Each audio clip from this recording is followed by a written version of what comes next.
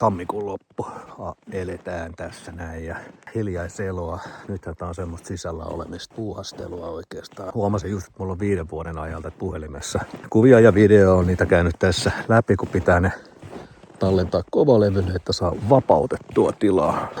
Onks täällä mitään? On täällä pari perintätoimiston kirjat. On sekin jotain, parempi kuin ei mitään. Harvemmin se tulee mietittyä, kun noita kuvia kattelee, että miten sitä on itse muuttunut vaikka nyt tämän 5 vuoden aikana. Siitä lähtien, kun mulle syntyi lapsi. Samalla tavalla 5000 vuotta on ihmiskunnan historiaa dokumentoitu kirjoituksia, eli tekstin muotoon. Tässä jaksossa pohdimme sitä, kuinka ihmiskunta on muuttunut noiden 5000 vuoden aikana, miten ihmiskunnan tietoisuus, jos tämmöistä termiä käyttää, on kehittynyt historian saatossa. Today, we debate artificial intelligence and algorithms as forces that seem to slip beyond human control, systems that shape behavior, decisions, even attention itself. We ask whether agency is being taken from us, transferred to code. Now, imagine a similar moment 5,000 years ago, when the first written signs appeared. What happens when a mark on clay outweighs a spoken word, when authority begins to reside in language itself rather than in the person who speaks? This episode proposes that these moments belong to the same continuum, a long historical arc in which the dominance of language becomes visible. Text hardens into law. Law anchors itself in place. Place gives rise to story, and those stories fragment. And it is precisely through that fragmentation that the deeper structure of language finally begins to reveal itself. In the first episode, we were searching for a universal language, a way to speak about history without ideology, belief, or interpretation. That search led to the language of drama, a structure older than any culture, capable of describing movement, tension, and resolution across time. In the second episode, we applied that language to a single text, Paul's letter to the Romans.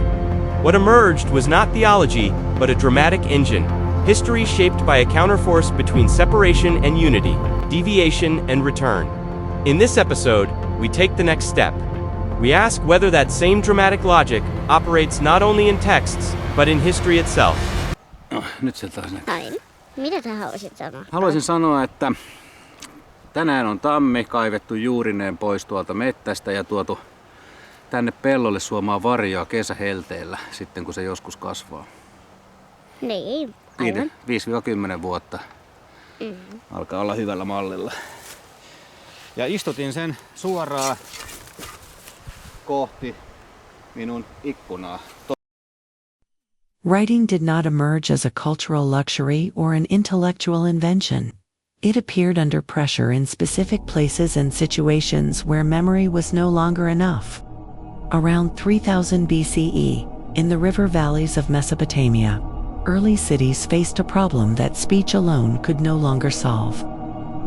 Time had to be tracked, goods recorded, debts remembered, decisions fixed beyond the reach of a single voice. This was the decisive shift. Authority moved from the person to the mark. What had once depended on who remembered, who testified, or who spoke convincingly, now depended on what was written. A symbol pressed into clay could outweigh a living human voice. For the first time, something human stood outside the human stable. And once events could be recorded, compared, and preserved, something new came into existence, a continuous account of the past. This is the moment when history, as we understand it, begins not as memory, but as text. Once writing existed, it could no longer remain neutral. The mark did not simply describe reality, it began to demand response. Text became something one had to obey, not merely consult. This was the trigger. Around 2100 BCE, in the city of Ur-Ishift took concrete form in the Code of Ur-Nammu, one of the earliest known law codes. Here, writing crossed a threshold. It no longer recorded agreements after the fact. It defined what actions were permitted, forbidden, rewarded, or punished in advance. Authority was no longer negotiated moment by moment between people. It was fixed in text and applied impersonally. The written word began to move human behavior, shaping decisions before they were even made. From this point on, history accelerates. Once text commands rather than remembers, it sets things in motion. Law creates order, conflict, compliance, resistance, and with them, a new kind of time. A world governed by rules that stand above any single human will. In our time, this transformation has become invisible. Text and law have ceased to feel imposed. They simply feel as how the world works. But for those who lived through ancient shifts, the experience was very different. History no longer unfolded through persuasion or memory alone. It moved according to rules that no one individual controlled. To understand how this experience changed, we must follow how authority transformed next into places, rituals, and shared worlds. From law, the story moves to the temple. Around the first millennium BCE, meaning reached a new level of stability. With the construction of Solomon's temple, law, ritual, authority, and memory were gathered into a single physical center. Meaning was not something one interpreted, it was something one approached. Order was spatial, embodied, and repeated through practice. Time followed sacred cycles. Identity was tied to place, and truth was anchored in proximity. The temple did not argue for meaning, it held it. But fixed centers generate narrative pressure. Practices accumulate, memory thickens, and explanation becomes necessary. Why this place? Why these laws? Why this people? Ritual begins to produce story. And story introduces sequence, origin, rupture, promise, direction. Meaning starts to detach from stone and altar and takes form as narrative coherence. The center still exists, but its authority increasingly depends on being told, remembered, and transmitted rather than merely inhabited. The decisive transformation occurs when meaning becomes fully portable. In Paul's letter to the Romans, the logic of the temple is carried into text, not tied to geography, ethnicity, or ritual space. A letter can travel where temples cannot. It addresses communities that share no location, no law, no common past. Meaning is no longer enforced by proximity but proposed through language. Over time, this achievement vanished from awareness. What had been forced into existence by place and ritual became background reality. Institutions formed, traditions stabilized, universal stories hardened into unquestioned frameworks. When narrative authority becomes invisible, it creates a powerful illusion that humans themselves are the authors of history. That meaning originates from choice, intention, or belief, not from structures inherited across millennia. This illusion reaches its peak in the next great transformation. To understand how authority moves from story into interpretation, and how human agency comes to be mistaken for historical control, we must follow the next shift, where narrative itself begins to fracture. History unfolds as layered structure. Each act preserves the previous one, while transforming its role. Nothing disappears, the form only deepens.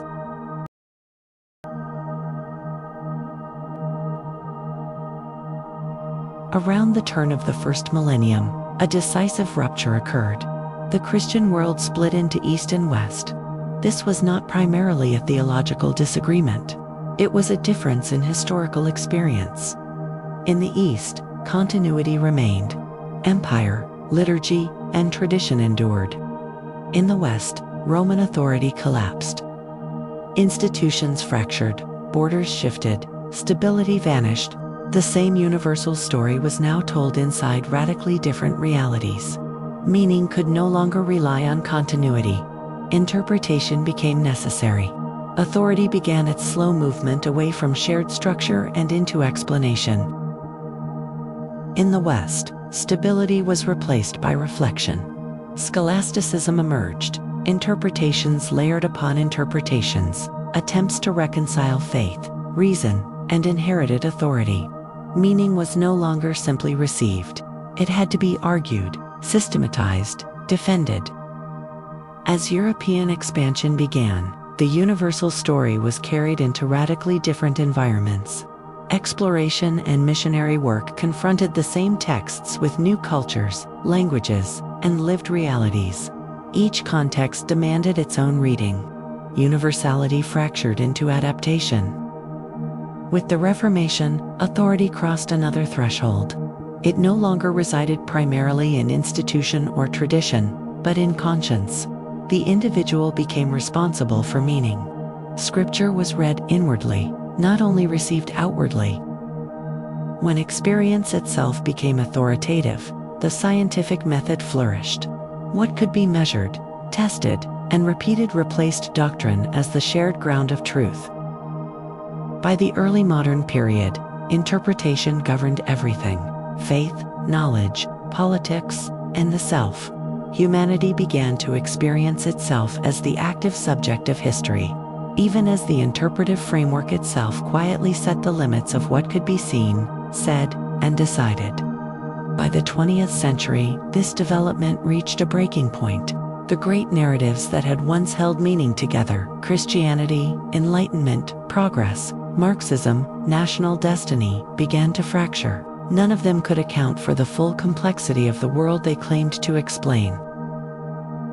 As universality collapsed, attention turned inward, not to new stories, but to language itself. Philosophy, anthropology, psychology, and the humanities all underwent the same shift. Meaning was no longer sought in what was said, but in how it was said. Around the 2020s, a clear threshold was crossed. Language was no longer approached primarily as something to be interpreted, debated, or explained. It became something that could be modeled. Algorithms, platforms, and large language models did not emerge as philosophical projects, but as practical responses to scale. The volume of text, signals, interactions, and meanings had exceeded what interpretation could handle. At that point, interpretation did not fail, it ended. Modeling began where interpretation reached its limit. Instead of asking what texts mean, systems began to reveal how language behaves, repeats, aligns, and constrains action. This marks the opening of the age of structure, a moment when authority shifts from meaning to form, from intention to architecture. Simultaneously, another pressure became unavoidable. The world began to encounter its limits. Climate systems, supply chains, energy grids, financial networks, and geopolitical corridors started behaving less like fields of choice and more like closed systems. Growth, once assumed infinite, met conditions it could not interpret its way around. This is where the age of interpretations, long project expansion, optimization, endless alternatives, reaches its endgame. Like a game of Monopoly near its conclusion, the board fills up. Moves remain possible, but outcomes narrow. Here, structure begins to act, not as a moral force, but as a material one, through logistics, infrastructure, and systemic constraint. History stops asking what we believe, and starts asking what the system can sustain. In this new landscape, human agency changes its shape. During the age of interpretation, agency felt like control, choosing narratives, asserting values, managing outcomes. Authority appeared to reside in decision-making itself. But under structural conditions, agency no longer operates as command. It operates as participation. Action now takes place inside visible constraints, networks, platforms, ecological limits, economic dependencies. Choices still exist, but they are shaped by conditions that no individual controls. This alters consciousness itself. Authority is no longer imagined as something held by humans over history, but as something emerging from the structures we inhabit. The question shifts from how do we rule this system to how do we move within it.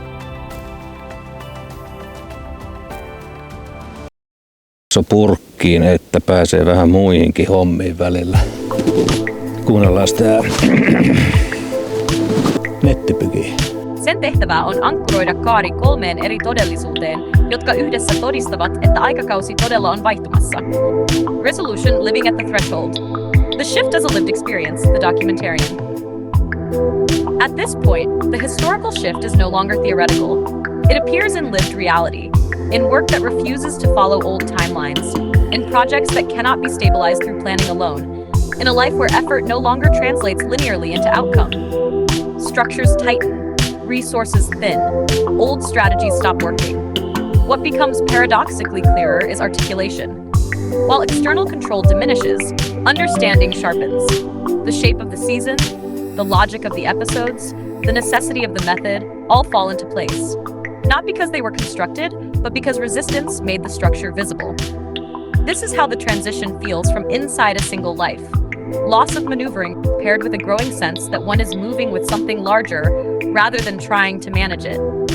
Agency does not disappear. It relocates. Segment 6.2, The Shift at Planetary Scale, World Politics.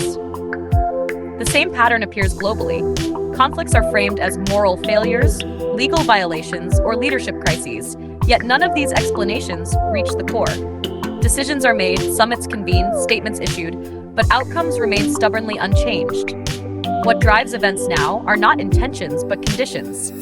Energy systems, trade routes, demographic pressures, technological infrastructures, ecological limits. Political actors respond, but they do not set the tempo.